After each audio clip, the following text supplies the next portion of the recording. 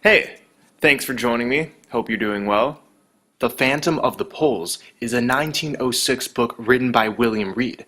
It's the collaboration of multiple polar explorers who strongly suggested that the Earth was hollow, with openings at its poles. The book was based on the idea that the Earth is a globe, but as flat earthers, we know this to be wrong. However, the idea of openings at the poles leading to an interior world still holds up nonetheless. It's written, the aurora is not, as supposed by many, an accumulation of electricity or magnetic force around the poles. If the light was not the sun, what is it? A fire in the interior earth. There is nothing about this aurora that a great fire in the interior would not furnish a solution. He had the right idea. The aurora is coming from a source through the poles. Reed had no understanding of the function of the black sun within the earth, so he assumed the aurora was caused by a literal fire within. The truth is that the black sun produces divine green rays, virile energy, which shoots out of the center opening, along with some openings in the south pole. Ring magnets have their north polarity in the center and south polarity on the outer rim. This is the exact magnetism of our flat Earth. The North Pole is at the center, and the South Pole is the ice wall that surrounds us. These aurora lights can be seen in the North and South Poles. In the North, they're known as the Aurora Borealis, and in the South, the Aurora Australis. There are entrances into different lands beyond the South Pole, but as seen on this diagram from Na's Book of the Resurrection, these lands correspond with the sacral chakra, the chakra that rules sexuality and pleasure. The lands beyond the North Pole correspond with the crown chakra, the chakra that rules divine intelligence. The South Pole's chakra shows a circle inside of a square. Squares are masculine and circles are feminine, so this tells us that the lands beyond the South Pole openings are full of masculine energy dominating the heavily suppressed divine feminine. This alchemical Freemasonic symbol of squaring the circle is what's been done on this plane. I'm not saying the divine masculine does not have its role, but the fact is we live in a realm powered by the goddess, which I often show in my flat earth trinity model consisting of sun, black sun, and astral light. The North Pole's chakra leads to a void, and then a square within a circle, showing us the true balance of divine feminine and masculine energies, with the triangle in the center. This tells us the descent into the North Pole opening leads us to a spiritual ascension. Me and my blood brethren are interested in entering the North Pole opening, because this is where the true paradise is. And for these reasons, I never talk about the South Pole openings in my videos. In 1912, Marshall B. Gardner published his work, A Journey to the Earth's Interior. Also a hollow earth proponent like Reed, he too discussed the nature of the aurora, but this time with the possibility of an internal sun. We claim on the basis of our theory to explain definitely what causes the auroral lights, that the central sun flashing its beams through the polar openings is the cause.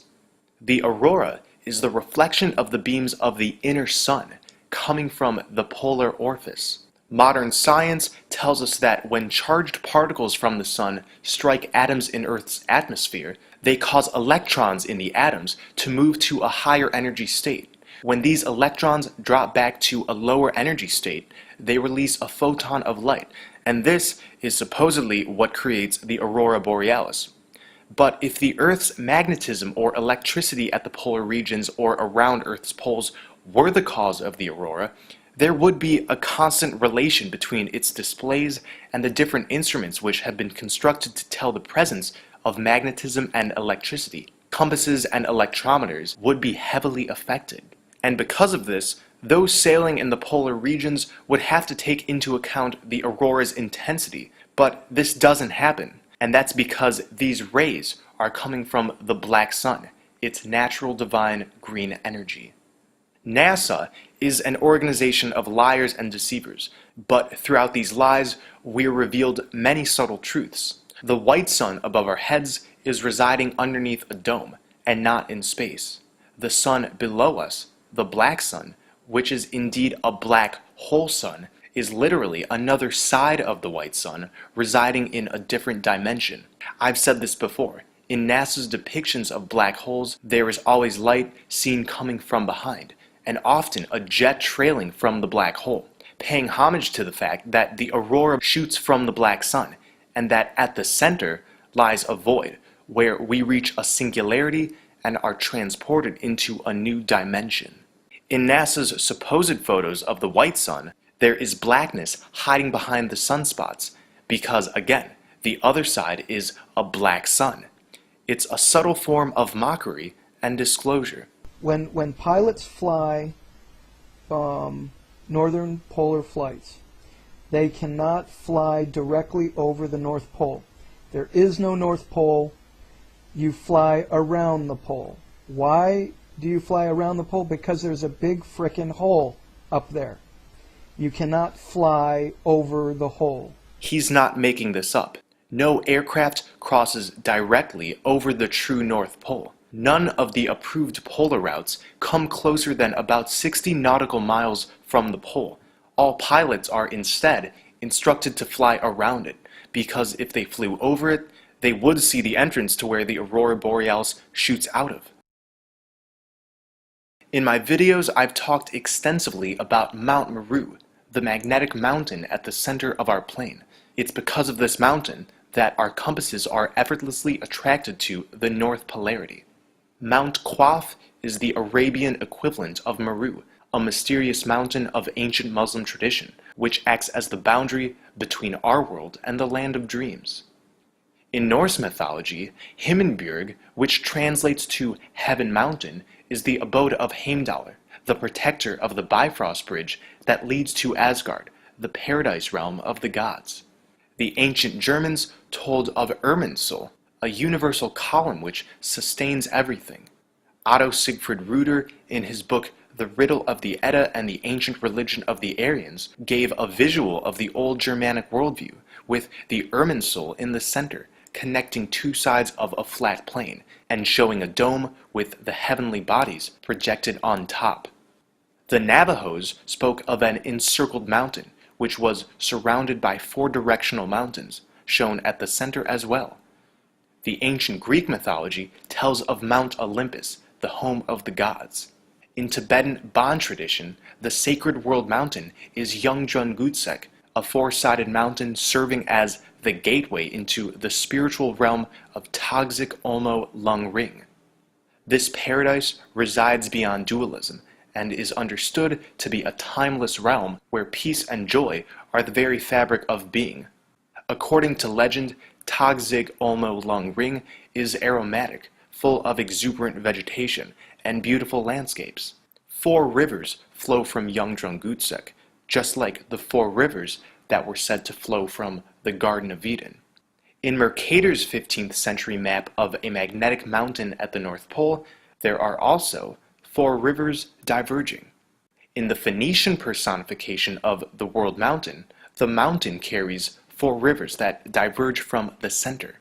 And none of this is coincidence. It's all the same story over and over again. In order to access Tagzik Olmo Lung Ring, one must purify the mind and realize the non-dual state.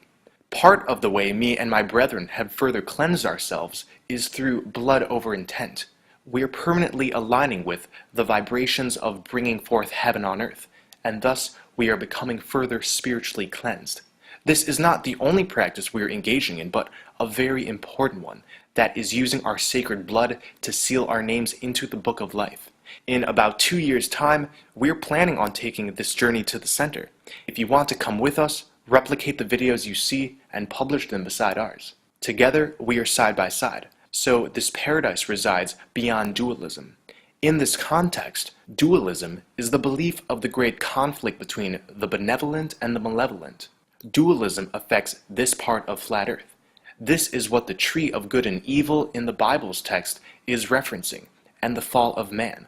We originally came from the etheric paradise beneath us, the Garden of Eden, and over time fell from our non-dual existence. We probably came here in part to experience the limitation of duality, as a sort of spiritual tough love imposed onto ourselves. Some of us have remained here because of the trappings of duality, but fortunately, with the awakening that's going on, we're remembering our divine origins. Living here denotes living in duality, and this is inescapable.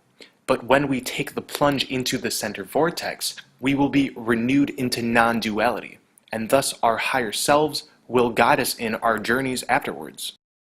These various cultures had so much in common, and through my videos I've revealed indefinitely that the North Pole opening near the sacred mountain is a supernatural gateway, an interdimensional bridge that connects to lands beyond.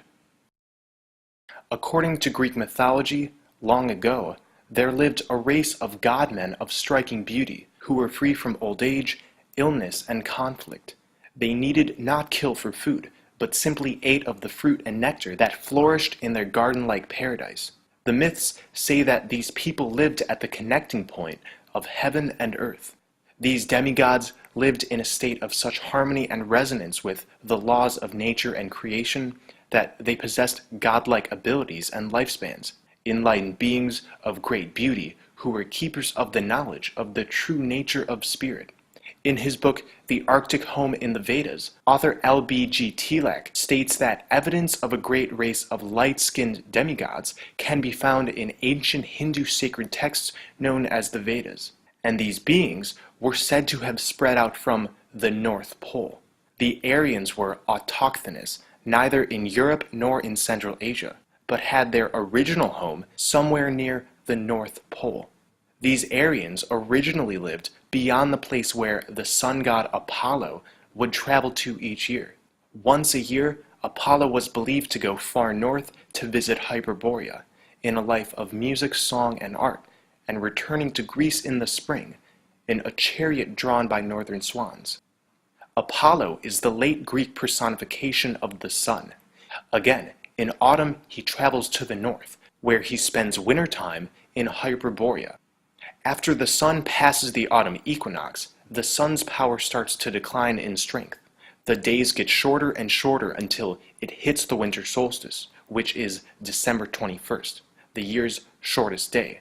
The sun is at its lowest point of power. This is also what the allegory of Jesus is, which I've explained in past videos. During the winter solstice, the sun briefly spirals in and out of the North Pole opening.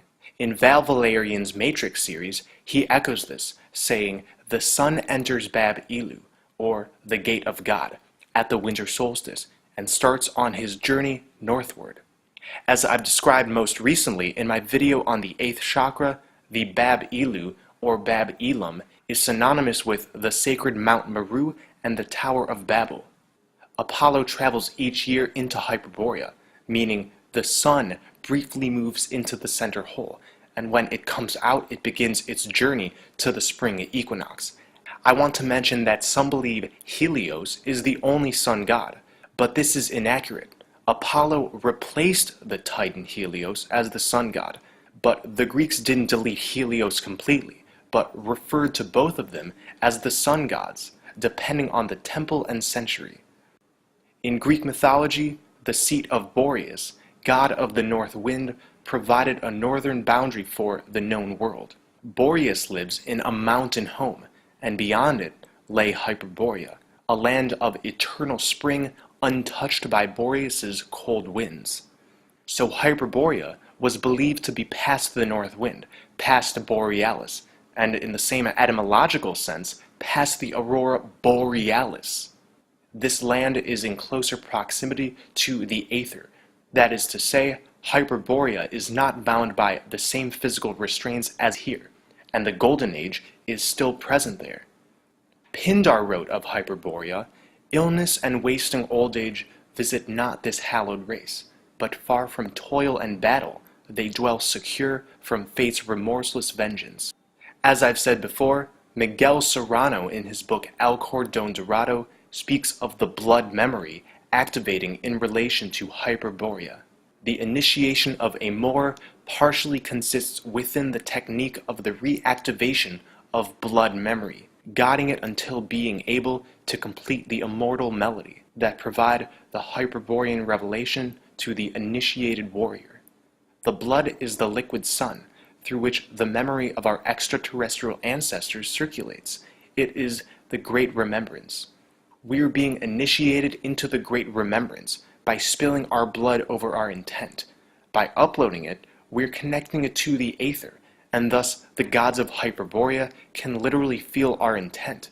This will allow us to pass the flaming sword.